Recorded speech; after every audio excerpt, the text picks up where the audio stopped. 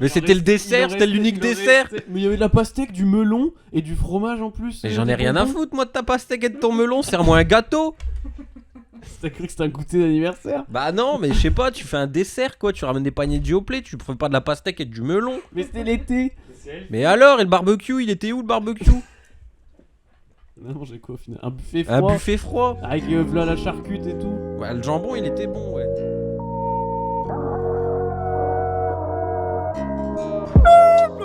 Viggo Mortensen. Pas terre, tu vas voir si c'est mis qu'à copier sur un cigarette. Petit journal, le sexe. Olivier, tu vas me niquer la batterie. David Douillet. Tu te calmes.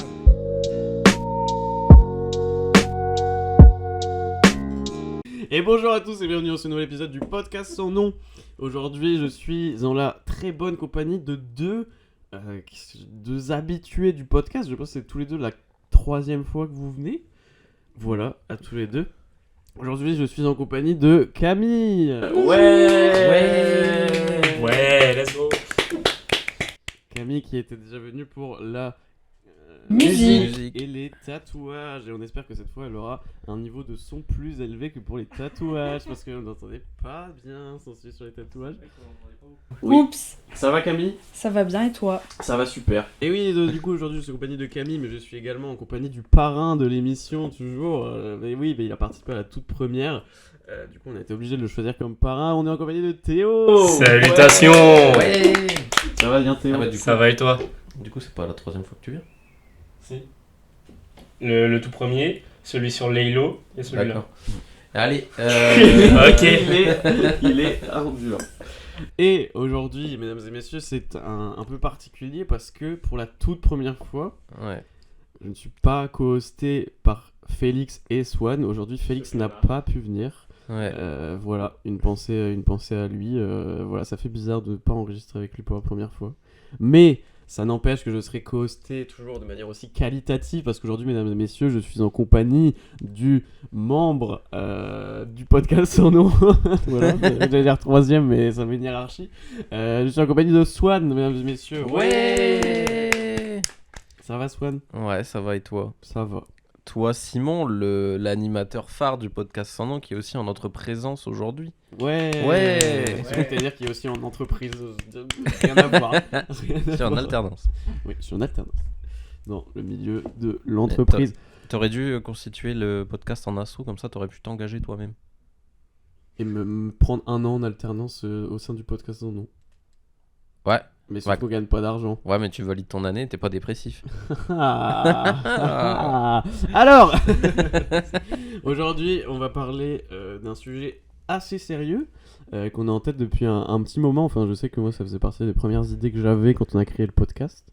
Et voilà, un sujet plutôt sérieux parce qu'on a remarqué que ça, les gens préféraient quand on parlait sérieusement et qu'on évitait de faire des blagues et de hurler dans les micros toutes les 5 minutes. Étrange finalement. Très bizarre comme réaction. Hein. Un hasard, je m'y prépare. Un Et, hôtel, Trivago. Voilà, et oui, du coup, aujourd'hui, on va parler de poids et de physique en général, voilà, du poids, de la masse, des... C'est pas le body shaming à la base? Si, le body shaming, voilà, voilà. c'est ça, et on va parler... À chaque fois forcément, qu'on du coup, on va parler enregistre le sujet change en plein milieu. Enfin, le jour de l'enregistrement, je le découvre que c'est pas là exactement ce à quoi je pensais. Oui, ça va parler du body shaming du coup, mais forcément on va parler du poids et du physique, tout ça. Voilà. On peut commencer par un petit tour de table peut-être déjà où vous pouvez pas vous présenter en fait, on vous connaît déjà. Ouais. Mais nous donner votre rapport au sujet, votre rapport au poids, comment vous ça a évolué au cours du temps, votre poids, votre physique et comment aujourd'hui vous le percevez. Voilà. On va commencer par Camille peut-être. J'ai la pression. Eh Sinon, bien, je préfère la boire. allez. Allez, le mieux vaut une bière qui fait pisser, une femme qui est. Après, on a dit que c'était moi qui étais sexiste. C'est Théo qui a fait cette blague. Eh bien, moi, mon rapport au poids, je suis une ancienne obèse. J'étais en obésité sévère il y a pas moins de 3 ans, je crois, et j'ai perdu à peu près 40 kilos depuis, et je sais pas si je vais plus détaillé s'il y a des questions après, mais voilà, je suis ancienne obèse et pas fière de l'être, du coup. Ok. Super. Ok. Désolé, je règle le son en même temps. Tu peux parler normal, enfin à Ok. cette distance-là, c'est bien sans Ok. t'approcher trop du micro. Ok, d'accord. Donc avant en obésité qui impliquait ta santé, du coup, Oui, à ce beaucoup. moment-là. Ok. Et maintenant, tu n'as plus de problème de sang. Enfin, ça n'implique plus ta santé à ce niveau-là. Pas à ce niveau-là, non. Ok, d'accord. Très bien. Théo, ton rapport au poids, tout ça. Moi, je suis juste quelqu'un de très très maigre pour quelqu'un de mon âge. Après, j'ai pas d'implication sur la santé, enfin plus par rapport à la force, entre guillemets. Mm. Parce que du coup, vu que je suis très maigre, ben, mes muscles sont pas super développés, donc j'ai littéralement aucune force. Ok. Vraiment, mais après, j'ai pas de problème de santé. J'ai eu des problèmes de santé, mais pas forcément par rapport à mon poids. Et c'est encore quelque chose que moi-même, je comprends pas. Que tu comprends pas? Non. Ok. Après ça, je détaillerai. Ouais. Et donc aujourd'hui, maintenant, toujours, tu te considères comme. Quoi? Régulièrement. Du coup, pardon. Aujourd'hui, tu te considères toujours comme maigre, particulièrement. Particulièrement Ok. quelqu'un d'assez maigre. Ok, d'accord. Swan. Eh oui, bonjour à tous. Je suis en master. Il a une nouvelle carrière, encore une fois. J'ai pour encore une Swan, nouvelle carrière, un ça va, nouveau j'ai changé de parcours carrière. à chaque épisode. Changer de parcours encore. Bah non, je l'étais déjà la dernière fois. Enfin bref, je sais plus. C'est vrai. Mais non, ouais, moi, je suis, comment dire, assez enrobé dans la vie, actuellement. J'ai un peu le... Bah, j'étais pas en obésité sévère comme toi, Camille, mais il y a 3 ans peut-être. J'ai perdu genre 30 kilos aussi. Parce que c'était quand je suis arrivé à la fac, j'ai pris énormément de poids. Puis en un an, j'ai perdu 30 kilos. Alors ce qui n'est pas forcément très bon d'ailleurs. Oui, la façon En dont un tu an, l'as c'est fait, beaucoup, en plus, Ouais, c'était... manger des brocolis et aller à la piscine 4 fois par jour, littéralement. Ouais, et du coup j'avais perdu pas mal de poids. Le problème étant que une fois que je me suis remis en couple, j'ai repris pas 30 kilos, mais j'ai repris 15 kilos.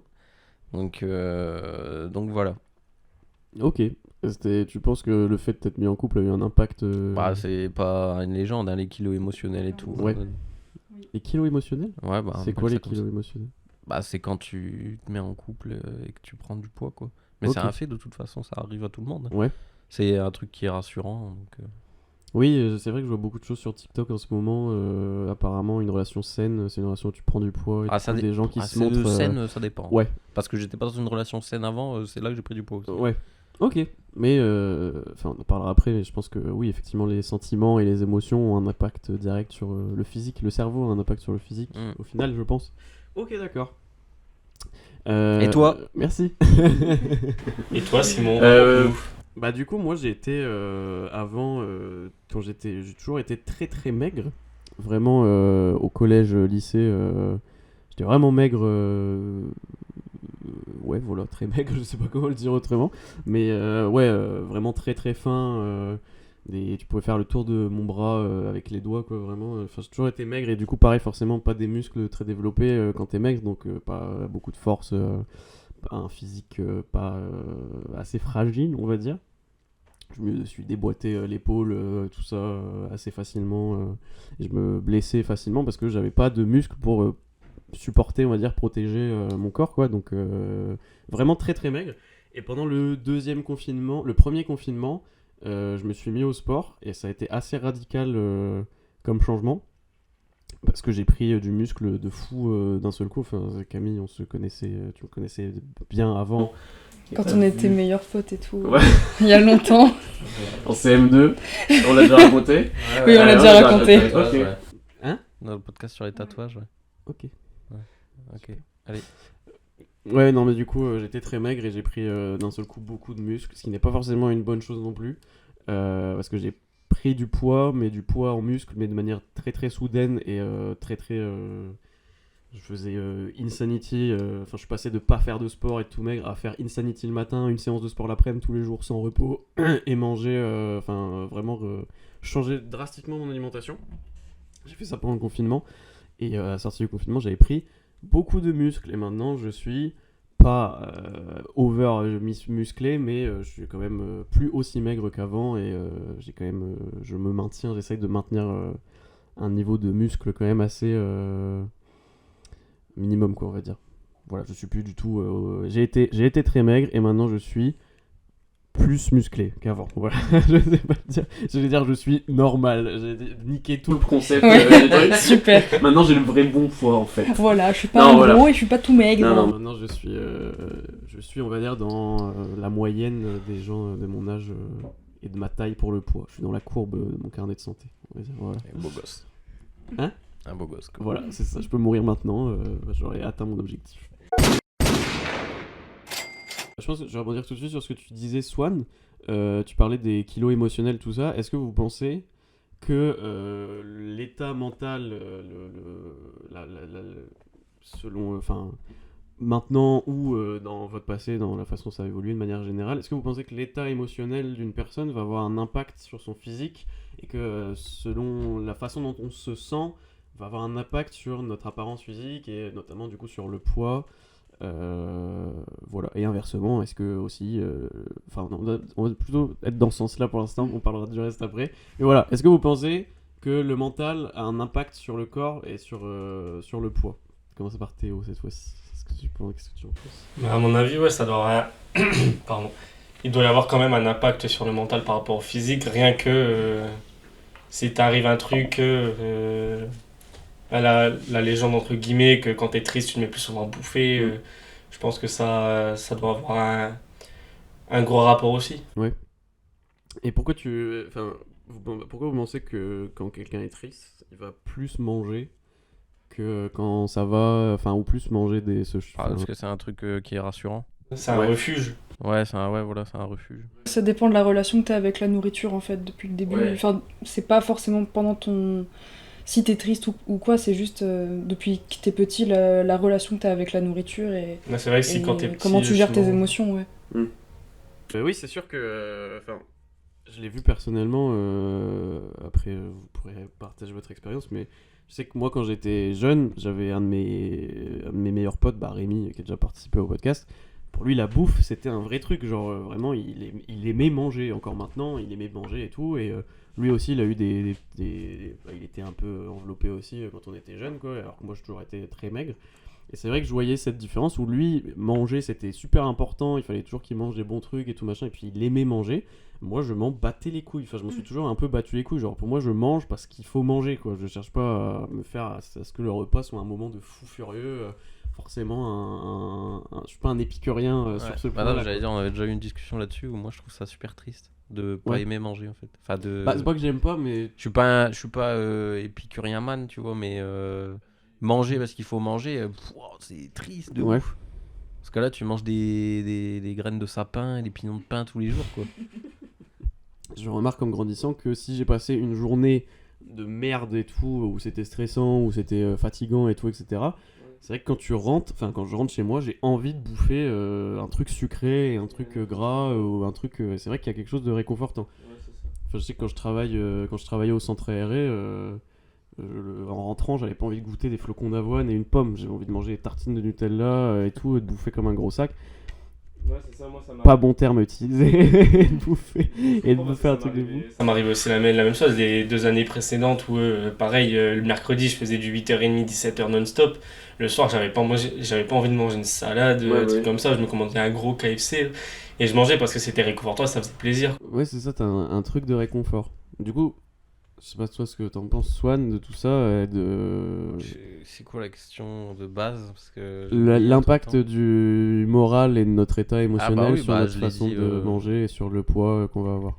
Je l'ai dit tout à l'heure, que oui, c'est un fait, les kilos émotionnels, etc. Mais même, il y a 2 facteurs à la prise de poids ou à la perte de poids, c'est l'état émotionnel et la morphologie, dans tous les cas. Ouais. Parce que, tu vois, genre Théo et moi, on n'est pas constitués pareil. Et il peut manger autant que moi, moi je vais prendre plus de poids, et lui, il va rien prendre. Ouais. Mais tu vas galérer à constituer du muscle, tandis que moi, ça va aller. Oui.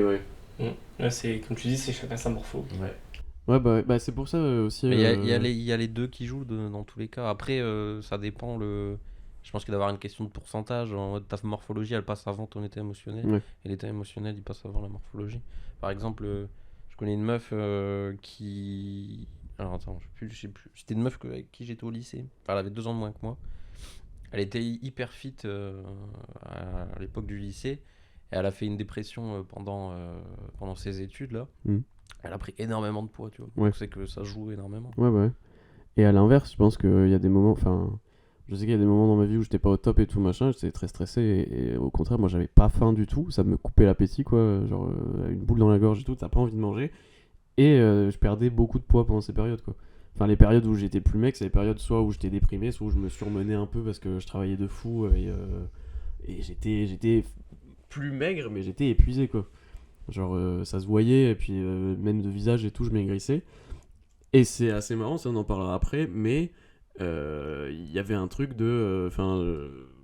ça m'était arrivé une fois où j'étais vraiment fatigué, c'était une période compliquée, tout machin, j'étais vraiment très maigre, et je croisais ma mère, et elle me disait « Oh bah t'as maigri !» Et moi j'étais en mode « Bah c'est pas une bonne chose », elle disait « Bah si c'est bien !» C'est pas une bonne chose, je pense, de maigrir si c'est lié à ça, enfin tu sais pas forcément, c'était pas une volonté de maigrir en fait, c'était un peu une conséquence de mon état émotionnel à ce moment-là quoi. Et aussi, il y a le rythme de vie qui joue. Et par rapport aux réflexions des parents, en fait, ils ont grandi dans les années 80 où il y avait le culte de la minceur et tout. Donc pour eux, maigrir, c'est bien. Mais ils n'ont pas derrière toutes les connaissances de « Ah, peut-être qu'il va pas bien. Ah, il a peut-être maigri, pas parce qu'il avait envie de maigrir, mais juste parce qu'il va pas bien. » Pareil pour « Ah, peut-être qu'il a grossi parce qu'il va pas bien. Ouais, bah oui. » Pour eux, c'est être maigre, c'est bien. Et il faut maigrir. Maigrir, c'est toujours positif dans la mentalité des parents. Donc bon, forcément... c'est un peu compliqué. La mentalité des parents et des grands-parents, enfin, c'est impressionnant de voir la différence dans les générations, quoi. C'est sûr que... Ouais, enfin, moi perso, ma mère, quand elle me dit que j'ai maigri et qu'elle voit que ça m'embête, elle dit bah non, c'est bien, genre c'est cool de maigrir. Bah, pas si c'est parce que derrière t'as des troubles du comportement alimentaire et tu manges plus rien parce que t'es stressé ou que tu manges beaucoup ou il y a des choses comme ça, quoi, au final. Donc... Ouais, je pense qu'il y a une vraie incidence du moral sur le poids, sur la façon dont tu vas te comporter vis-à-vis de la nourriture et tout. Dans la société actuelle, dans le monde dans lequel on évolue, quel est, pour vous, c'est quoi le rapport au poids ? Est-ce que vous pensez que c'est au centre des préoccupations ? Est-ce que c'est toujours un objectif de minceur comme avant ? Ou est-ce que vous pensez que ça a changé au cours du temps ? Je sais pas comment vous le ressentez. Celui qui veut répondre répond en premier. J'ai pas d'ordre. En vrai, je trouve que ça évolue un petit peu parce qu'il y a toujours les... Ah, c'est perturbant, hein. Là, c'est perturbant. Non mais je lis la question parce que j'ai pas écouté. Du coup, je voulais rattraper. J'écoute pas la réponse non plus. Parce que si tu regardes, comme tu disais tout à l'heure, dans les années 80, c'était le culte de la minceur, etc. Tout le monde doit être mince, tout le monde doit être comme ci, tout le monde doit être comme ça. Encore maintenant, ça l'est un petit peu, même s'il y a beaucoup de marques qui essaient de le changer, d'apporter un peu de changement là-dessus. Mais même en parlant avec les autres, tu remarques que c'est toujours l'un des trucs au centre de la discussion ou quoi. Donc c'est vraiment quelque chose qui importe à tout le monde. Ouais. Tu regardes le premier critère de certaines personnes, c'est il doit faire entre autant, et comme ça il doit être maigre, il doit être un peu plus enveloppé, ou il doit être plus maigre, etc. Ouais. En fait, c'est toujours en plein centre des discussions, je trouve. Ouais. J'acquiesce. C'est oui, je suis d'accord. I agree. Non, c'est... En fait, il y a les deux. D'un côté, il y a vraiment les gens qui parlent de body positive et tout, mais de l'autre côté, j'ai l'impression qu'on voit quand même que des personnes qui prônent la minceur, en fait. Ouais. Parce que la minceur, c'est la santé, c'est associé à tout ça, et je sais pas... Même s'il y a plus de représentation de personnes plus fortes, c'est quand même pas... Ouais, la manière dont c'est fait, c'est... Je sais pas. Tu sens que l'idée qui est toujours ancrée quand même dans les mentalités, c'est ça, c'est chercher à être mince et chercher à... Et surtout, tu vois des personnes fortes, les gens ils font « Ah, c'est bien, elles s'assument. » Oui. Non, enfin, on s'en fout en fait. Enfin, vraiment, tu dis pas « Ah, c'est bien, elles s'assument. » Non, tu t'en fiches du poids d'une personne qui est... Toi, tu t'en fous, ça te concerne pas, tu... Bah, le fait que quand quelqu'un de fort ou quoi est mis en avant dans une publicité ou dans le mannequinat ou quoi machin, le fait qu'on réagisse en mode ah c'est bien parce que c'est pas comme d'habitude, ça montre bien que la normalité, ce qui est encore la normalité maintenant, c'est quand même d'avoir il y a quand même encore une norme pour ça quoi. Ouais. des idéologies. Bah après, nous, on a grandi avec ça aussi. Hein. Nos parents, on a grandi comme ça. Hein. Eux, ils ont grandi comme ça avant. Et forcément, nous, on a toujours une partie de ça. J'espère que ça va se évoluer au fur et à mesure quand nous, on va avoir aussi des générations d'après et tout. Mais ouais, j'ai l'impression que c'est quand même quelque chose qui est assez ancré dans les mœurs. Et un truc aussi dont je pense que Théo pourra partager ça, c'est de voir le fait d'être maigre comme quelque chose de bien. Enfin, moi, je sais que pendant longtemps, je me plaignais de mon poids, et quand j'étais très maigre, et que je me sentais pas légitime de le faire, parce que la plupart des gens qui cherchaient à perdre du poids étaient en mode, bah c'est bon, t'as de la chance, tu peux manger, tu prends pas de poids, tu peux faire ce que tu veux et tout machin, tu restes maigre. Mais c'est pas forcément non plus toujours cool. Enfin, moi, je sais que quand j'étais plus jeune, être une grande asperge ou être en mode oh bah, t'es tout maigre alors, on peut te faire passer derrière une affiche MDR et tout. Enfin, vraiment. C'est pas non plus. T'as un coton-tige. C'est ça, voilà. C'est pas non plus quelque chose de cool. Et enfin, moi, perso, quand j'étais plus jeune, je me sentais un peu moins légitime de me plaindre de mon poids parce que je sais que beaucoup de gens cherchaient justement à perdre du poids et à être plus mince et tout machin. Mais, et comme tu disais, surtout le fait d'avoir moins de force aussi, c'est quelque chose qui joue quoi. Moi, c'est plus ça, perso, qui me faisait un peu chier parce que moi toujours eu cette carrière-là, toujours fait traiter de cure-dent, de coton-tige. Moi, ça m'a toujours fait rire parce que je me plaignais pas, tu vois, je me sentais bien, là encore je me sens bien et encore. Comment je suis, moi ça me faisait plutôt rire, mais c'est juste le fait de pas avoir de force. Ouais. Ou par exemple on me demande de porter ça, on dit bah non, porte-le pas, t'as pas assez de force, tu vas pas savoir le faire. T'entends ça, toi? Ok. En fait, le poids, ça peut être discriminant des deux côtés. Je pense quand t'as trop de poids selon les gens, selon la norme, et quand t'en as pas assez, parce que justement, oui, et je pense encore une fois, surtout aussi quand t'es un homme. Je pense que c'est particulier aussi d'avoir ce truc de pas de force parce que pareil dans les mœurs t'as une idéologie de un homme c'est grand, costaud et fort, tu vois, même sans être musclé, tu vois, ça a de la force. Que quelqu'un qui a pas de force, c'est vrai que ça fait bizarre. Bah c'est ce culte de la minceur, en vrai ça va, moi je trouve qu'on le trouve, bah, ouais, ça existe encore, c'est normal. Mais le fait d'avoir une personne avec une morphologie différente, et que le fait qu'on se dise ah bah c'est bien, ça change, bah, c'est un peu bien du coup, parce que les gens ils remarquent que ça leur plaît quand même au final, et que du coup pour qu'un truc devienne la normalité, il faut bien qu'il y ait une transition. Tu peux pas être en mode on a fait un culte de la minceur pendant des années, d'un coup on met des personnes avec une morphologie différente, en surpoids, etc., et on fait comme si de rien n'était, tu vois. C'est normal qu'il y a encore des remarques dessus. Parce que on a fait ça pendant quasiment 100 ans. Enfin, et encore, dans l'histoire des sociétés, les femmes fortes étaient mieux vues en fonction de la société en cours. Mais du coup, voilà. Mais à partir du moment où... Mais je trouve que moi, c'est l'inverse, tu vois. Je trouve pas qu'on soit encore vraiment dans ce truc de culte de la minceur. Parce que des fois, on va mettre en avant des personnes qui sont en surpoids. Et t'auras beaucoup de gens qui vont encourager ça, le fait qu'elle s'assume, etc. Mais des fois je trouve que c'est un peu dans l'extrême, parce que à partir du moment où ça implique la santé, là faut quand même arrêter de faire les hypocrites de merde et dire non mais Ouais, totalement. parce que y en a qui sont vrais, genre le surpoids c'est un fait, tu vois. Le surpoids encore ça va, mais l'obésité c'est une maladie. Enfin c'est tout comme l'anorexie. tout comme l'anorexie, oui. Donc ça implique ta santé. Mmh. Donc moi je trouve qu'encourager des gens comme ça, alors faut pas leur chier dessus en disant maigri, t'es une merde. Oui. Mais les encourager aussi, faut pas non plus qu'elles faut pas que ça implique qu'elles la s'enterrent santé, quoi. là-dedans en mode Ouais. bah je m'assume, alors que ça implique leur santé. Tu vois. Ouais, après ça c'est Voilà. une façon de gérer plus Mais personnelle. leur faire des remarques et leur dire que c'est des merdes et qu'il faut qu'ils maigrissent, ça va pas arranger les choses non plus. Oui, non c'est sûr. Et au contraire de viser l'extrême maigreur non plus et Parce d'aspirer à que l'anorexie. ça c'est le truc qu'il y a aux États-Unis, tu vois, genre ce culte de l'obésité où t'as des restos et tout qui sont je crois que ça s'appelle Dr Phil s'attaque oui. là, tu vois, Avec ça, les infirmières et les ouais, burgers 4 ça étages. c'est malsain de ouf. Tu te pèses en arrivant et si Ouais. tu pèses un tel poids, tu as la bouffe gratuite et tout. Ah, tu vois ça on peut dire que dans une société progressiste, etc., mais là Ouais, ça c'est pas abusé, toujours là, des c'est- idées. Plus après ça anciennes. c'est plus une dérive de l'hyperconsommation, etc. Ok. Je sais que moi perso, pendant longtemps, je côtoyais des gens qui avaient un peu plus de force et tout machin. Et du fait de pas pouvoir te plaindre de pas avoir assez de poids parce que tu te sens pas légitime et tout machin. Moi, je sais qu'il y a beaucoup de fois où on me chamaillait, entre guillemets, on me bousculait, on me tapait dans le dos et tout machin. Et comme j'étais maigre, moi je volais à l'autre bout de la pièce, tu vois, s'il y a un gars qui passe et qui dit ouais, vas-y, on se fonce dedans et tout machin, et toi ça te fait mal parce que t'as moins de force ou parce que t'es moins machin.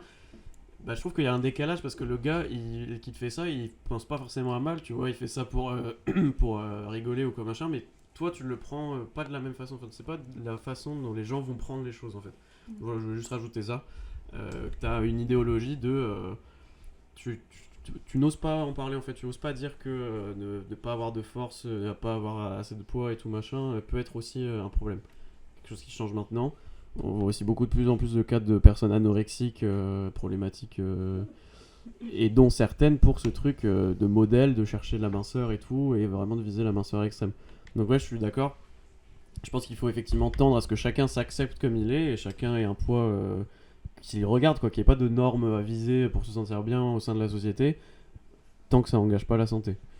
Après, ça, c'est une gestion plus personnelle de toute façon, mais pour ce qui est de la vision de la société, je pense que c'est ça. Je pense que ça reste quand même. C'est forcément un sujet, je pense, qu'il fera débat aussi longtemps que l'humanité existera, quoi, mais je pense ça tend à ne plus avoir de normes aussi strictes et aussi encadrées, carrées, quoi, je pense. Et de toute façon aussi, ça va aussi du bon sens des personnes, c'est-à-dire qu'on n'a pas à émettre de critiques sur le corps des autres parce qu'on sait jamais ce qu'il y a derrière. La personne, elle peut être malade si elle est vraiment très très mince, elle peut être malade si elle est vraiment très très grosse, ou même si elle a une corpulence dite, en d'autres gros guillemets, normale, elle peut aussi avoir des problèmes. On n'a vraiment pas à dire quelque chose sur le corps de quelqu'un. Tout à fait. Ça me permet de transiter vers la question d'après. J'ai fait la transition. Donc, dans le poids, il y a une grande partie de regard des autres. Parce que forcément, on se voit dans la glace. Mais au final, ceux qui nous voient le plus, c'est les autres. Et c'est eux qui vont plus remarquer notre physique et qui vont plus, qui vont plus, eux, être marqués par les changements que tu peux avoir. Est-ce que vous pensez que c'est important de plaire aux autres physiquement ?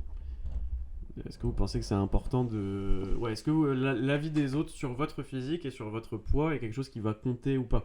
Pas forcément de n'importe quel inconnu dans la rue, mais est-ce que vous pensez que si vous êtes en couple, plaire à son partenaire, c'est important physiquement, ou plaire à sa famille, ou à ses amis, ou aux gens qu'on côtoie, est-ce que c'est quelque chose qui a de l'importance, ou vous en battez complètement les steaks et vous prenez aucun autre avis, aucun regard extérieur en compte ? Ah non, c'est pas possible. Voilà. Non, mais c'est impossible. C'est impossible de pas prendre un avis en compte. C'est impossible. C'est comme le fait de se focaliser sur une critique. Tu vois, tu peux avoir 10 milliards de compliments, on va te faire un truc négatif, c'est ça qui va importer. Tu vois. Donc c'est impossible de faire. Tu peux faire genre ouais, moi je m'en fous des critiques. Moi je suis feel free, bad life et tout. Non, moi je trouve que c'est pas possible, c'est pas vrai, tu vois. T'es obligé, même quand tu dis je m'habille pour moi-même, en vrai, tu fais quand même un peu pour les autres aussi, tu vois, parce que t'as envie d'être vu. Ouais. Et t'as envie que les autres ils pensent du bien de toi en fait. Oui, bah ça c'est normal. Hein. Qui a envie d'être détesté par quelqu'un ? Bah, y a plein de personnes qui disent ah, il faut se plaire à soi-même avant de plaire aux autres, mais Oui, plaire aux autres, ça t'aide à te sentir mieux. Enfin, il faut arrêter de dire que les autres. Ça compte pas. De se mentir aussi. C'est ça. C'est un peu un concept philosophique, on va dire, de se plaire à soi-même, enfin d'être bien dans sa tête avant de. Avant d'être bien avec les autres. Mais en soi, d'un côté, c'est pas possible. On vit dans une société. Le Joker. Putain, j'aurais pas dû le dire comme ça. Fais chier. Moi, je fais très attention à pas le dire comme ça à chaque fois. Oui, les vies de society. L'être humain, c'est un animal sociable, donc forcément, on s'influence les uns les autres, c'est normal. Et par rapport au partenaire, vous pensez que c'est quelque chose d'important ? Et est-ce que le regard de votre partenaire va avoir un impact plus fort que le vôtre ou celui d'autres personnes de votre entourage ? Bah quand même, oui. Moi, je pense que oui aussi. Bah oui. C'est la personne avec qui tu passes le plus de temps, donc forcément t'as envie de lui plaire et son avis il est hyper important. Ouais. Ça te permet de grandir aussi un peu parce que tu vas faire des choses, tu sais pas quoi, et elle qui te voit plus, elle va te dire bah il faudrait plus que tu fasses ça, ça et ça, et du coup ça peut t'aider justement à mieux t'améliorer et à changer dans la bonne façon. Ouais.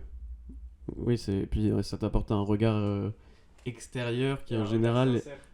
qui est sincère et moins Et moins destructeur que les parents. moins destructeur que les parents. Ah, ça dépend, hein. Et moins intransigeant que ton propre regard, je trouve, parce que souvent on a tendance à Oui, quand t'es dans une juger relation son propre saine. physique. Quand t'es dans une relation saine. Parce que justement, ça peut être l'inverse. Tu peux te sentir comme une énorme merde parce que enfin, tu veux lui plaire, mais t'es pas à son goût, quoi. Après, si la personne avec qui tu sors, je pense, n'accepte pas ton poids ou te fait des remarques sur le poids de manière Ouais, mais on pas dit ça- constructive, On va dit dire- ça avec notre vécu et notre génération. Oui. Mais je pense qu'il y a 20-30 ans, c'est ce culte de la minceur, etc. Ça a apporté plus que même en couple. qu'aimer quelqu'un. Bah oui. Ouais. Ça, l'homme musclé et la femme mince, quoi. Ouais, je trouve que c'est moins destructeur que quand t'es dans une relation saine. Du coup, maintenant, c'est moins. Une critique, ça peut être moins destructeur du côté de ta partenaire que par rapport à tes parents. Ouais. Je pense parce que les parents, ils disent des trucs selon eux, mais ils savent pas si toi ça te fait plaisir, si toi tu te sens bien, etc. Alors que ta partenaire, ça va être une critique, mais plus construit en fait. Oui, parce qu'elle te connaît plus au final, elle connaît plus le rapport que tu as à ton corps. Je vais prendre un exemple con. Hein. Moi qui suis très très maigre, mes parents ils passent leur temps à me dire faut que tu te muscles, faut que tu muscles, faut que tu grossisses, faut que tu grossisses. Moi j'ai pas envie de grossir, tu vois. Moi là, comme ça, la façon dont je suis maigre, la seule chose qui me fait chier, c'est que j'ai pas de muscle. Honnêtement, c'est que j'ai pas de muscle, mais sinon, moi ça va, sur mon poids ça va. Et ils passent leur temps à dire faut que tu grossisses, faut que tu te muscles, faut que tu te muscles. Alors que ma copine elle va plus dire faut que tu te muscles parce que ça va te faire du bien, tu vas te sentir mieux, etc. Et pas faut que tu grossisses, mais faut que tu manges mieux, parce que je mange aussi comme une merde, clairement. Et c'est plus construit et moins destructeur. Et du coup, est-ce que on vous a déjà discriminé pour votre poids ou votre physique? Alors j'imagine que oui, bien sûr. Oui. Ok. Question suivante. Non, est-ce que vous avez une idée d'anecdote, de moment dans votre vie où vous avez été discriminé pour ça? Est-ce que vous avez un exemple qui vous vient en tête? Oui, plusieurs fois, mais déjà, je me suis fait la réflexion hier soir. Je me suis dit que... Réviser les podcasts. Ouais, j'ai révisé alors que j'avais pas les questions. Je les ai inventées dans ma tête. Non, j'ai toujours été forte, j'ai toujours été grosse pendant au moment où j'étais à l'école et tout, au collège. Et j'ai eu, entre guillemets, la chance de jamais avoir été harcelée à l'école, alors qu'il y avait des personnes qui étaient bien moins grosses que moi, qui se faisaient traiter de gros toute la journée. Et donc franchement, pendant ma scolarité, bon, je me suis pris une insulte ou deux dans la gueule, mais bon, ça va quoi. Mais c'était quand j'étais plus petite, j'étais un petit peu en surpoids, et parce que j'étais très grande, je faisais de la danse classique, et je me souviens qu'ils nous avaient pris les mesures pour faire des costumes pour le gala de fin d'année. Et quand on a pris... ils prenaient les mesures devant tout le monde. Ouais, ah oui. Arrive mon Bien tour, pour mettre à l'aise, c'est ça, arrive mon tour, on prend les mesures, et la dame dit bien haut mon tour de taille, je me souviens plus de combien il était, et t'as vraiment toutes les gamines, plus ma prof, plus la meuf qui... Comment ça s'appelle, la styliste? Non, la couturière. La styliste qui faisait des trucs. Très investi. Ils étaient tous là, et elle a dit mon tour de taille à voix haute, et ils ont tous fait... Bah je suis plus retournée du coup. Ouais, bah oui, j'ai ça fait dépend bah quand on est- non, je vais plus retourner à la danse du coup. Ok. Oui, en plus la danse, le milieu bien cliché, bien féminin, danse classique. Ouais. Danse classique, si t'es pas hyper mince, ça va pas. Et donc ouais, ça c'était vraiment pas ouf, surtout que bah, j'avais 6 ans.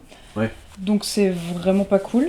Et sinon après, bah quand j'étais un petit peu plus grande, bah quand les gens, enfin je sais pas, quand t'es petit, les adultes ils aiment bien te porter et tout. Moi on faisait ah non je te porte pas, allez on va porter les autres. Et juste parce que bah t'es plus gros et que t'es un petit peu lourd. Mais sinon à part ça, non, ça va. À part ça, c'est déjà pas mal. À part ça. Oui, parce qu'en plus la danse classique, tu dis à 6 ans, je pense que 6 ans c'est l'âge où tu commences à te rendre compte de du rapport que tu as avec les autres vis-à-vis de ton corps. Enfin, je pense qu'à 6 ans, tu commences à te rendre compte que en fait, les autres, ils voient aussi comment je pèse et ce que je suis. Mais en fait, j'étais plus grande, donc moi, je captais pas plus que ça. Enfin, forcément, t'es un gosse, t'as un peu de ventre, enfin, on s'en fout, oui, mais oui, en fait, non, tu te dis, donc c'est pas normal, d'accord. Bon, bah, ouais, tant donc pis. pour les autres, c'est pas normal. Okay. C'est ça, pour les autres, c'était pas normal, alors que c'était vraiment pas grave du tout. Oui. Ok. Oui. Swan, une anecdote de discrimination En vrai, je pense pas, non. En fait, je suis en train de me dire que finalement, Parce que moi aussi, quand j'étais ado et tout, enfin quand j'étais au collège, etc., j'étais en surpoids, etc. Mais en soi, j'ai jamais vraiment été discriminé, ni on s'est jamais vraiment moqué de moi. Si, ça a déjà arrivé, tu vois, mais une fois, c'était des petites blagues, mais ça m'a jamais vraiment marqué, quoi. Mm. En fait, au final, je me demande si je me suis pas juste ruiné le moral moi-même pour rien, parce qu'on m'a jamais rien dit. Ouais. C'est comme maintenant, tu vois, au final, des fois, je me sens pas bien, mais on m'a jamais rien dit, puis surtout que maintenant, je suis adulte, etc. En fait, finalement, est-ce que c'est tout ce mal-être, ce n'était pas que dans ma tête, qui n'était alimenté que par moi-même, finalement. Ah bah au final, je pense que c'est... Bah, ça peut être c'est alimenté ton propre par regard, toi-même, en fait. par toi-même et en grande partie par les autres, pour certaines personnes. Mais en fait, là, avec le recul, je me dis que finalement, on s'est jamais vraiment moqué de moi, quoi. Donc, Ouais. Quoi ? Ah oui. Oui, Ok, allez. Ryuk. Ouais, c'est vrai, c'était un peu le... Non, ouais, quand j'étais au collège, j'étais en 6ème, je crois. J'aimais bien une fille. Et elle m'avait dit que j'étais gros. Enfin, elle avait pas dit que j'étais gros exactement, mais elle avait dit un truc, une remarque dans le genre. Et ça m'a tellement fait mal que je me suis mis à manger que des pommes. Barbossa Pendant d'Empire 2 des ans. Caraïbes. Non, pendant 1 an. Où je À part mangeais ça, que t'as des jamais pommes. eu de problème avec le poids par rapport aux autres. Ouais, c'est vrai, j'ai oublié ça. Ah oui. Mais ouais, je me suis mis à manger que des pommes, genre c'était un peu malsain, quoi. Et du coup, j'ai Ouais. perdu beaucoup de poids. Ok. Mais une fois arrivé au lycée, j'ai pris beaucoup de poids. Oui. Et c'est ça le problème aussi avec mon parcours de poids, c'est que j'ai fait Ton pendant parcours. 23 ans perdre énormément de poids, reprendre énormément de poids, Ouais. reperdre énormément de poids, reperdre. Donc ça, je pense que c'est pas terrible pour ma santé. Ouais. Et du coup, voilà. T'arrives pas à trouver un équilibre. Bah, T'as non, jamais parce réussi qu'il y a à forcément, équilibrer. il y a forcément un moment où je vais reperdre ou reprendre énormément. Ok. Ça, c'est chiant. Ouais. J'avais trouvé un équilibre il y a 3 ans, avant qu'on se me mette avec Brunella. Mais sauf que, en fait, là, enfin, c'est un peu bizarre, parce que là, du coup, j'ai l'habitude de me voir comme je suis maintenant. Oui. Et quand je regarde les photos d'il y a 3 ans, je me dis, waouh, j'étais maigrichon, je suis une merde, en fait. Et... Waouh. Mais du coup, je me sens pas spécialement bien maintenant, mais je me Oui. préfère maintenant, quoi, qu'il y a 3 ans. Ok. Alors que j'avais atteint le poids que je voulais atteindre. Ouais. Mais en fait, c'était pas fait de manière saine. Ouais. Oui. Et c'était nul, quoi. Maintenant, tu te sens peut-être. C'est plus sain la façon. C'est parce que dont maintenant, tu je fais gères du ton sport poids. aussi. Oui. Donc maintenant, j'ai de la graisse, mais j'ai du muscle aussi Oui, par-dessus. bah oui. Tandis qu'avant, j'avais juste perdu du poids, quoi. Ouais, t'as juste brûlé tout. Ouais. Ouais, c'était pas sain la façon de gérer ça pour ta santé. Ça aurait pas été bon à long terme de faire comme ça, quoi, de manger Ouais. des pommes toute ta vie. Moi, j'ai pas fait longtemps, j'ai fait qu'un an, ça va. Qu'un an Ça à fait manger ça fait des beaucoup pommes de tout le pommes, temps. Mais Ça en fait plus, beaucoup de pommes, ça. mais ça, en plus, j'étais vraiment pas aidé par ma mère parce que vraiment, elle s'est dit, oh, bah, il aime bien les pommes, je vais lui acheter des pommes, quoi. Du coup, elle m'a acheté des sachets de pommes, mais vraiment des sachets de 10 kilos de pommes. Le cheval. Et je mangeais les pommes. Manger des pommes. Et toi, le frérot, t'as pas répondu? Bah, j'ai pas d'anecdote particulière qui me viennent, à part comme il dit Théo, pour des trucs de force où on se dit, bah ça, on va juste pas le demander à Simon parce que il a pas de force. Le cliché de on a besoin de porter ça, est-ce qu'il y a un homme fort pour le faire? Du coup, pas Simon, MDR. Ça m'est déjà arrivé 1000 fois aux réunions pour le centre aéré. Faut aller porter des packs d'eau, demander un homme fort, pas Simon. Ça va, c'est des packs d'eau, je peux Ouais. les porter quand même. Mais À la même. après, c'est aussi chiant d'avoir de la force parce que du coup, on te demande toujours de porter les trucs. Ok, Non, mais- excuse Hulk. Mais non, Pardon, j'y- je Balade mais dans non, la rue, mais non, vous mais- pouvez me soulever cette poutre, s'il vous plaît. Oh, c'est non, mais chiant. je suis pas muscleur, tu vois, mais juste quand il y avait un truc là, on se disait, bah, enfin, t'es quand même obligé de le faire, quoi. Oui, bah oui. Du coup, c'est chiant. Moi, je Ou trouve alors ça chiant quand- de porter des trucs. Maintenant que moi je fais plus de muscles, je fais du muscle. Maintenant que j'ai plus de muscles, quand je fais un déménagement et qu'on me dit de porter un truc qui fait 3000 kilos et que je le porte et que je me dis putain attends pause j'ai du mal en mode bah alors tu fais de la muscu ou Ouais, pas? non. Tout ça ouais je pense le plus discriminant au niveau du fait d'être plus maigre c'est ça, c'est la force en fait, c'est toujours la même chose, c'est on part du principe que t'as pas de force donc tu peux pas faire de trucs. Après moi ça m'a déjà bloqué dans des situations où juste je pouvais pas faire des activités parce que j'étais trop maigre. J'arrive pour faire du kitesurf en stage, on me pèse, on me dit bah tu peux pas, tu vas t'envoler avec la voile. Du coup je suis rentré chez moi, genre vraiment, je dis bah ok tant pis j'en ferai pas.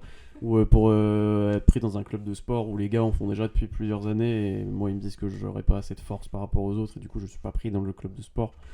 C'est des trucs qui sont arrivés mais ça pour le coup c'est bah, physiquement on me disait que je ne pouvais pas faire ça parce que ça mettait un problème de sécurité du coup. Je sais pas si vous, il y a des fois où c'était aussi pas du regard des autres, mais où vous vouliez faire quelque chose et vous êtes bloqué, ou vous êtes dit je vais pas le faire à cause de mon poids à ce moment-là. Oui. Allez-y, dites-moi. Merci. Pas de soucis. Enfin, tout ce qui était dans les jeux pour enfants. Enfin, souvent il y a une limite d'âge, mais en fait la limite d'âge c'est plus une limite de poids et oui. dans ma tête je pouvais pas monter sur les trucs comme ça parce que j'avais 19 ans au McDo à ce moment-là, quoi, donc c'est un mois, faut s'en rendre compte.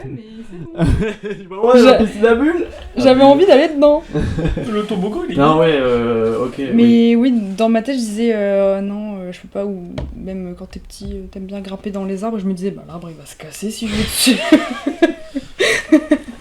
Ok. Alors que non, c'est un arbre. Oui, ça Mais reste, dans la tête, tu fais pas ouais. tenter. Ok. Je me suis inscrit à la salle dernièrement, Oui. à Basic Fit. J'y suis allé et tu voyais tous les gars qui étaient carrément musclés, t'es en mode... Ouais, mais ça en vrai. Non, mais c'est moi tout aussi court. j'avais du mal à y aller. La première fois, j'ai mis un moment. Franchement, les premières fois où j'y suis allé, c'était avec Brunella. Et j'ai mis un moment avant d'y aller tout seul. Parce que j'avais cette peur de me dire oh, j'arrive dans une salle, les gens ils sont musclés, je suis nul. Puis en fait, bon, tu fais abstraction très vite. Il faut juste quand il va plusieurs fois. Et puis, C'est juste un peu ce blocage aussi. Enfin, tu vois, j'y suis allé pour la première fois tout seul. Et c'est un peu ce blocage aussi parce que tu vois tous les gars et tu te compares toi aux autres. Tu fais, bon, puis t'essaies de porter un truc, tous les gens te voient galérer. Oui. En vrai, les gens ils font pour. Bah, Je trouve franchement, que les gens s'en foutent. Ouais, Bah, moi, j'ai eu un C'est l'avantage Il y en a avec qui le truc. Alors, il y a un désavantage. Il y a un avantage avec Basic Fit, c'est que c'est tout public. Du coup, T'as tous les t'as niveaux, tous les niveaux. Les gens, ils viennent une fois sur un an. Après, c'est bon. Du coup, au final, tu te dis, bon, les gens sont tous soit forts, soit nuls à chier. Donc, tu peux te positionner dedans. Les gens, ils s'en foutent, quoi. Du coup, tout à l'heure, on parle beaucoup du regard des autres, tout ça. Et j'aimerais bien qu'on parle du regard qu'on a sur soi-même, sur son propre poids, sa propre apparence physique. Comment on s'auto-body shame, finalement, comment on s'auto-évalue, c'est vrai. Et en général, ce regard est assez... pas violent, mais assez... on est plus intransigeant, je trouve, et plus sévère avec soi-même. Et je voudrais parler de quelque chose qui s'appelle le trouble dysmorphique du corps. Mais qu'est-ce que c'est, Simon ? Excellente question, Théo, je te remercie de me la poser. Non, en fait, c'est quelque chose... La première fois, honnêtement, que j'ai vu le terme, c'était sur TikTok. Encore une fois, je vois beaucoup de choses sur TikTok. Sur la body dysmorphia en anglais, et j'ai cherché en français, ça se dit le trouble dysmorphique du corps. Et c'est le fait de se voir d'une manière différente par rapport à ce à quoi on ressemble. C'est-à-dire de se voir plus gros que ce qu'on est, moins musclé que ce qu'on est vraiment, et d'avoir vraiment un regard sur soi très critique, et où des fois ça peut aller... Enfin, je pense qu'il y a vraiment une dimension psychologique où des fois ça peut aller vraiment jusqu'à l'obsession. Moi personnellement, c'est ce que je citais pour vous donner une idée un peu de ce dont je parle quand je dis ça, c'est ce que je citais tout à l'heure, l'impression quand tu ne fais pas une séance de sport, une fois ou deux fois, ou que tu te regardes dans le miroir après avoir mangé, de se regarder et se dire putain mais je suis une énorme merde, genre mon physique est horrible, je suis énorme et tout, alors que t'as mangé enfin ça correspond pas forcément à ce qui est la réalité. C'est pas parce que tu loupes une séance de sport que t'es une merde, c'est pas parce que tu ne vas pas au sport que t'as un physique horrible, mais le regard que tu vas avoir sur ton physique va être très violent, quelque part. Est-ce que vous, c'est quelque chose qui vous concerne ou pas ? Un peu, oui. Oui. Répondez avant, histoire que je me fasse une idée de ce que vous avez dit. Vas-y. Non, vas-y. Tu m'as laissé la main, je te laisse la main. Non. Toi, À vous. À toi. Toi. Non, Théo c'est quand... Plus sur le physique, tu sais, quand tu te regardes, comme tu dis, quand tu te regardes dans le miroir, genre par exemple, tu te vois, par exemple, moi j'ai des très grandes jambes, et je sais que c'est quelque chose qui... Quoi, t'as une très grande bite, c'est ça ? Ouais, c'est bizarre. Ta gueule. Je sais pas, ça m'a fait marrer parce que je t'imaginais vraiment genre comme dans... Il y a une... Ok, allez, c'est bon. Il y a une histoire d'Antiteuf où il se regarde dans une cuillère et il y a des très grandes jambes. Et du coup, voilà, j'imaginais ça. Une rêve très précise. Ouais. Ouais, j'étais sûr, t'as des très grandes couilles. C'est pour ça que je voulais. Vas-y Théo, tu peux reprendre. Tes très longues couilles. Attention, tu parles pas. oui, mais ça s'entend. Non, c'est juste pas vraiment sur le poids, c'est juste par exemple, vu que j'ai des très grandes jambes, c'est quelque chose que je vis mal aussi, tu vois. Ouais. C'est une connerie, hein, mais c'est pas sur le poids, mais et pour certains c'est un peu con, je pense. Mais c'est juste que je vis mal le fait d'avoir de très grandes jambes. Arrêtez, vous J'ai rien dit. je la sens venir à 3 minutes. Mais quoi? J'ai rien dit. J'ai rien dit, c'est lui qui rigole. Mais je la sens venir, la blague de merde. Cool. Oui, en fait, c'est des moments où tu focalises sur un détail physique qui n'est pas forcément marquant pour Non, les autres. mais toi, machin, tu mais vois, toi, tu tu vois. focalises dessus et tu. C'est un complexe quoi. Ouais, c'est ça, c'est plus un. Ah, qu'est-ce que tu fais genre oh, body dysmorphia, what the fuck man? Tu voulais dire complexe non? C'est Sa pas mère, pareil. C'est pas je pareil. crois. C'est pas la même chose. Laisse tout. Ok, c'est bon, ça enregistre. Donc tu disais, c'est quelque chose sur lequel tu focalises beaucoup. Ouais, c'est Et quelque chose que tu tu vois focalises beaucoup. Et après, comme on parle aussi, je repars juste sur la vie des autres que tu essaies de cacher. Mm. Genre, par rapport à ton style. C'est aussi quelque chose de complètement con, mais c'est quelque chose que tu veux pas montrer aussi aux autres. Par exemple, et la façon dont tu t'habilles aussi. Genre, je sais que quand j'ai. Ça, c'est pas une longue histoire, mais c'est une bagarre entre Louise et moi. Genre, moi, je vais essayer de mettre des pulls plus amples pour pas qu'on voit que j'ai des jambes très grandes. Pardon, oui. Pour ta mère. D'accord. Et tu vois, c'est aussi par rapport à la vie des autres aussi, la façon dont tu t'habilles, t'essaies de mettre des choses pour pas qu'on voit tes complexes. Ouais. Genre, moi, j'essaie de mettre des habits où tu vois pas que j'ai des très grandes jambes. Genre, alors que des fois, tu mets. Quand des fois, je mets. C'est une connerie, bah, par exemple, lundi, ça m'est arrivé où j'avais un pull assez court et du coup, tu voyais plus que j'avais des grandes Tu grandes remarques jambes. plus la délimitation à partir de quel moment t'as tes jambes qui commencent. Ok. Ouais, et moi je le vois, peut-être que les autres le voient pas, mais Oui. moi je le vois et moi je le vois dans le miroir Est-ce aussi. que t'as déjà fait remarquer ça, que t'avais particulièrement des grandes jambes? C'est Ouais, quelque chose ça que me t'as l'a- souvent remarqué ou... On me l'a souvent remarqué, je fais ah ouais, Ouais. d'accord, et je pars sur un autre sujet, tu vois, parce Ouais. que j'aime pas. C'est quelque chose dont j'aime pas vraiment parler, j'aime pas qu'on. Oui, et pour les gens, tu vois, enfin, je pense que quand ils disent ça, ils sont pas en mode ça va lui faire de la peine et tout, Non. ils doivent se dire, bah, il le sait, tu vois, genre, il t'en parle comme ça. C'est ça, moi je le sais, mais c'est quelque chose dont j'aime pas en parler, j'en parle rarement, sauf aussi justement avec, comme on reparlait de la vie de tout le monde, j'en parle un peu sur tous les sujets. Mhm. Oui, mais j'en parle plus souvent avec Louise plutôt qu'avec mes parents, parce que mes parents, les critiques seront pas construites, etc. Ouais. Ok. Voilà. Camille, quelque chose à échanger sur la dysmorphie Oui, n'est pas pareil que les complexes? je trouve que c'est pas pareil. Merci. Donc, I agree, bisous. En fait, quand j'étais. Très aigri. Bravi, très... allez, Waouh. j'ai raté ma blague. Quand j'étais obèse, je me rendais pas compte de la gravité de mon cas. Mhm. Et. Oh, pardon, j'ai shooté dans la table. C'est pas grave. c'est pas grave. Et c'est en voyant une photo que j'ai réalisée et que j'ai décidé de me prendre en main tout ça. Mais après, enfin, quand je me regarde dans le miroir maintenant, genre dès que je mange un repas et que je me regarde dans le miroir, je me vois comme avant. Hmm. Enfin, il suffit que genre je mange pizza le soir, je me dis, ça y est, je suis redevenue comme avant. Et, Ouais. et alors que non, enfin évidemment que non. Et c'est évidemment quand je me lève le matin, bah forcément t'es à jeun, donc t'es un peu plus fin. Oui. Et tu fais ah c'est bien. Et tous les matins je bois un demi-litre d'eau au Du réveil. coup, le ventre bah, il après, gonfle. mon ventre il se gonfle, Oui, je oui. fais oh mon dieu. Et oui, c'est très très perturbant la dysmorphie parce que t'arrives pas à te sortir de la tête que tu ressembles pas à ça, mais Mm. tu le sais, mais ça te. Mais la façon dont tu le vois est biaisée. Totalement.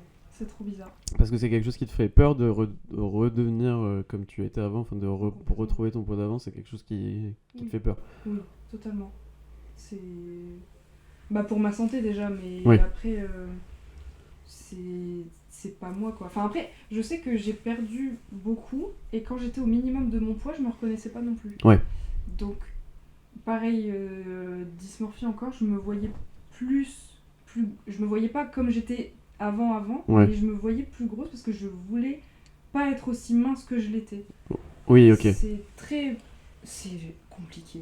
Oui, non, mais Ah, vraiment. enfin, pour moi, c'est ça que j'appelle la dysmorphie, quoi. C'est vraiment, t'as une vision de toi qui est biaisée. Et enfin, c'est sûr que moi, j'avais le même problème dans l'autre sens, où dès que je faisais pas du sport ou quoi, je me voyais perdre tous mes muscles et maigrichon et tout. Et c'est quelque chose qui me faisait peur. Parce qu'en fait, à partir du moment où tu as passé cette ligne, que tu as réussi à reprendre du poids ou à en perdre, tu as peur de rebasculer à tout moment. Enfin, moi, je me dis vraiment, si j'arrête de faire du sport une semaine, je vais redevenir comme j'étais au lycée. Que je pense que je pourrais même pas avec Enfin, c'est impossible que je redevienne aussi maigre que j'ai été au lycée avant.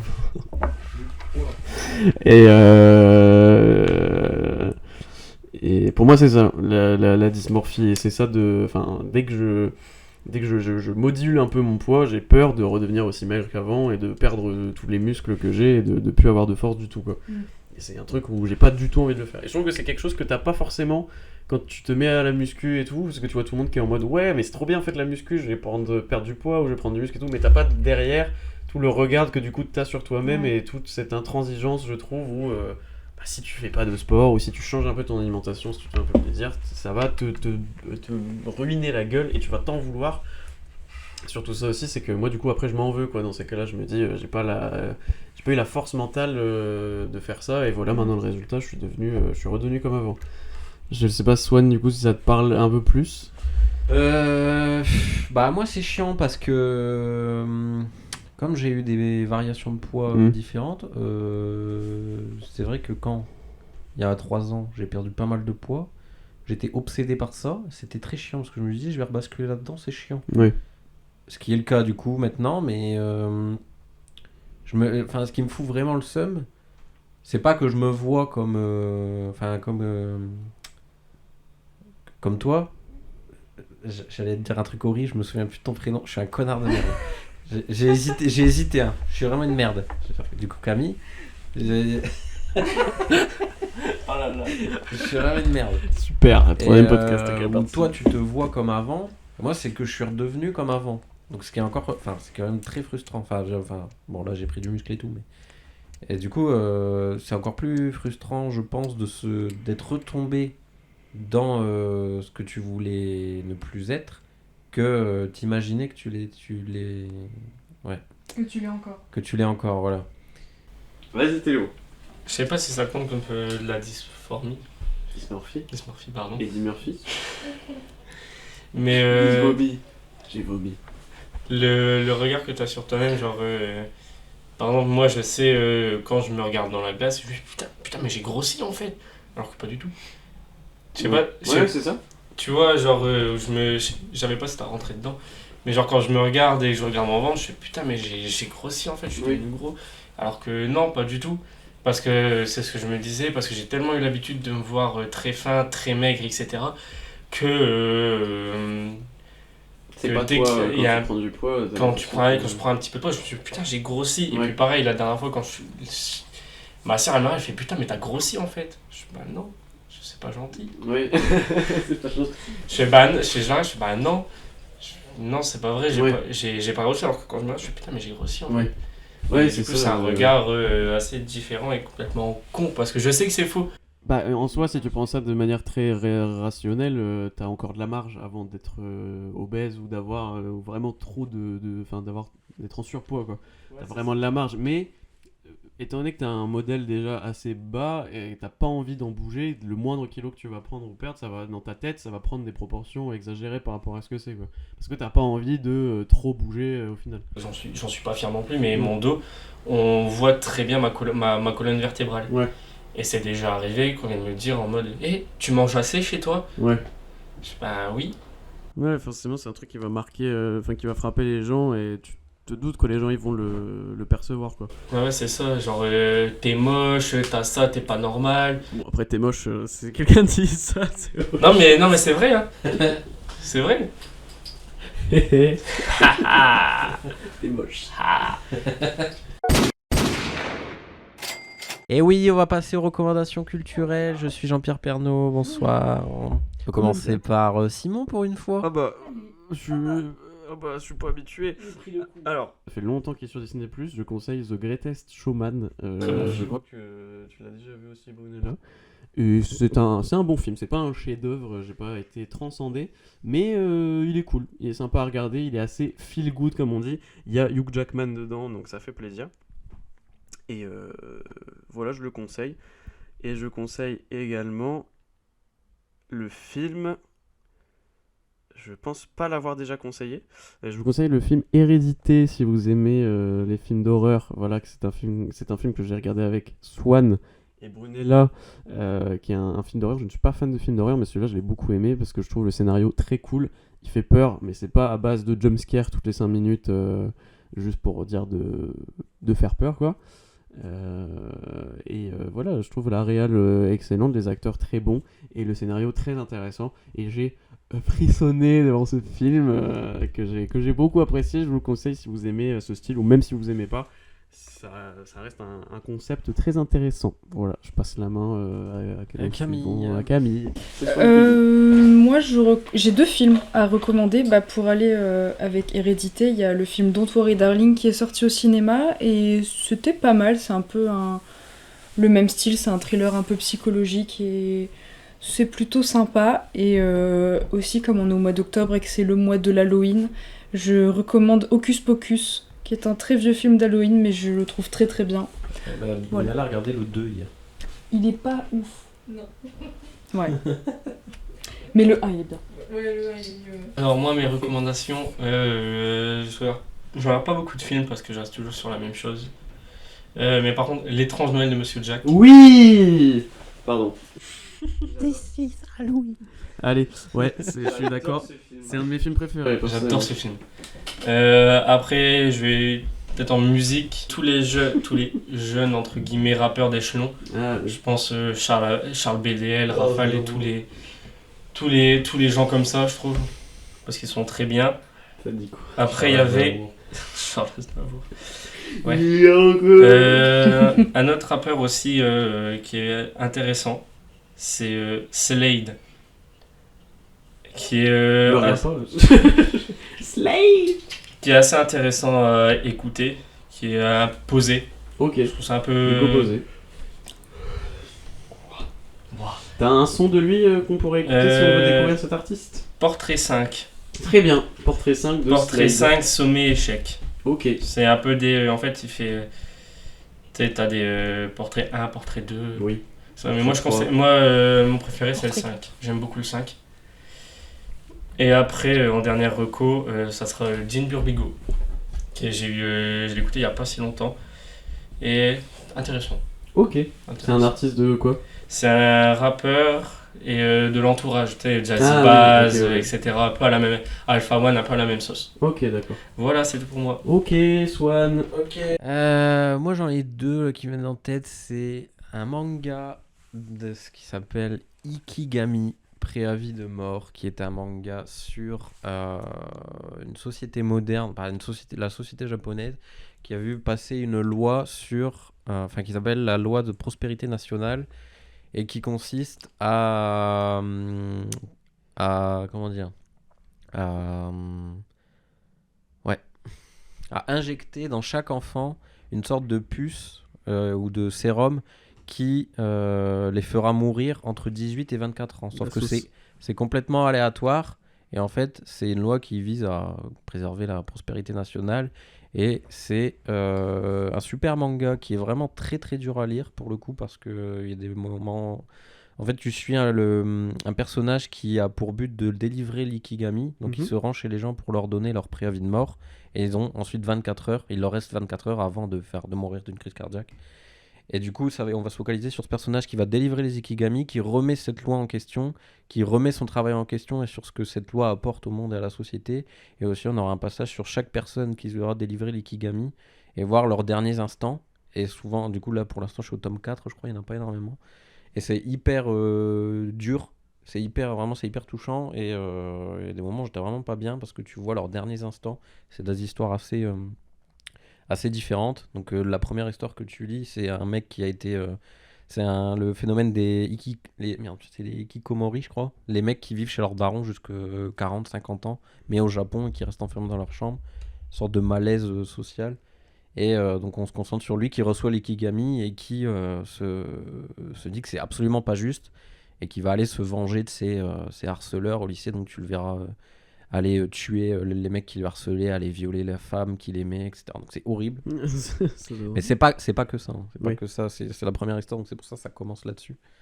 Et après, t'as des histoires un peu plus touchantes où tu vois les derniers instants d'une femme et de son mari, etc. Enfin, en vrai, c'est vraiment cool. Et en deuxième, je conseille Bullet Train avec Brad Pitt. Qui est sorti. Là, il est déprogrammé. Mais c'est un film qui est un peu passé inaperçu, j'ai l'impression. C'est un film qui se passe dans. Tu suis Brad Pitt, qui est une sorte de détective privé. J'ai pas trop compris exactement ce que c'était. Et où chaque personne. Où il va évoluer dans un train. Le Bullet Train, c'est un train au Japon. Moi, je sais pas s'il existe vraiment. Mais... Et du coup, tu verras suivre son aventure là-dedans où il doit remettre une mallette à un personnage. Du coup, tu auras toute une histoire de mafia, de yakuza, de mercenaires, d'assassins, etc. Et les chorégraphies de combat sont très cool, l'esthétique du film est très cool, les musiques sont très cool. Vraiment, j'ai adoré le film. Et du coup, voilà. Du coup, je conseille d'aller le voir. Enfin, on peut plus le voir, mais je conseille de le regarder. De le voir sur une plateforme de streaming. On va pouvoir attendre, parce que la chronologie des médias en France, c'est pas ça. Parce que cette semaine, il y a eu montage. Agagou Gaga. Félix. Voilà. Et bon, je pense pas que j'en ai un troisième. Si, House of the Dragon, mais j'en ai déjà parlé. Oui. Mais comme c'est incroyable, je vous conseille de... Ok. Écoutez, on peut finir sur vos 3 derniers titres écoutés que vous conseillez. 3 titres que vous conseillez. Allez. Je sais pas obligé de développer à chaque fois. Moi, les 3 dernières, c'est. Il y a L'œuvre et moi de l'homme pâle. Que j'ai. C'est son nouvel album du coup? Non, Ah. sur l'ancien. Non. Non, c'est pas vrai. Ok. C'est L'œuvre et moi de l'homme pâle. Très belle chanson, je trouve. Mhm. Ouais, les paroles sont cool. Il y a HS d'Echelon 2. Echelon 2. Ok. Désolé, j'étais obligé. De Rafale, Charles BDL et Unidas. Ok. Et après, c'est Black Mamba de BGL. Moi j'ai New Gold de Gorillaz avec Tame Impala. Après, en pas du tout récent, j'écoute beaucoup Murder on the Dance Floor de Sophie Elix Bextor. Et j'ai écouté aussi dernièrement le nouvel album de l'Homme Pâle, mais j'ai pas de chanson en particulier à citer. Ok. Il est pas mal. Swan. Ouais. Moi, je conseille Winter Zuko. Et les sons en particulier, je conseille Deep Girl, Monono et Trotsky. Voilà.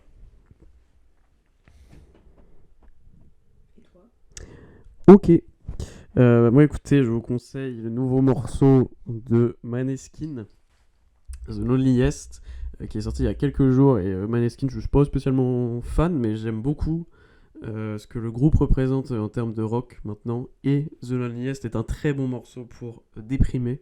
Surtout si vous venez de vous faire têche, je vous conseille de l'écouter. Je vous recommande aussi The 30th de Billie Eilish. Voilà, sorti 2 morceaux acoustiques, dont celui-là qui est très sympa à écouter. Et j'ai découvert un morceau qui est assez vieux mais que je ne connaissais pas, c'est Another Life de Motionless in White, qui est un morceau de démo rock à l'ancienne que j'aime beaucoup. Voilà, je pense qu'on a fait le tour. On a enregistré en 10 milliards de pistes à cause de bugs. Donc je m'excuse s'il y a des problèmes de son en avance dans cet épisode. Merci d'avoir participé les amis, j'espère que vous avez apprécié de participer à un podcast un peu plus sérieux. Merci. Et que vous avez pu Merci vous beaucoup de exprimer. l'invitation. Bah, pas de soucis, vous revenez quand vous voulez. Merci d'avoir écouté les amis derrière vos écrans. N'hésitez pas à vous abonner au podcast sans nom sur Spotify, sur YouTube. N'hésitez pas à nous envoyer des messages pour dire ce que vous avez pensé de l'épisode. Et puis n'hésitez pas à vous abonner et à mettre un j'aime si vous êtes sur YouTube. Quoi ? Laisse pause blow. Oui, voilà. Non, merci d'avoir écouté, merci d'avoir participé. Retrouvez le podcast sur Twitter, sur Spotify, sur Instagram, tout est dans la description. Retrouvez Camille et Théo sur les réseaux sociaux aussi, on mettra dans la description. Voilà. D'accord, t'as pas le choix, je te le dis. Ok. Non, voilà, merci d'avoir écouté, n'hésitez pas à vous abonner et puis on se dit à la prochaine fois. Au revoir. Au revoir. Au Des revoir. La bise. Bisous. Allez, bye. Bisous. bisous.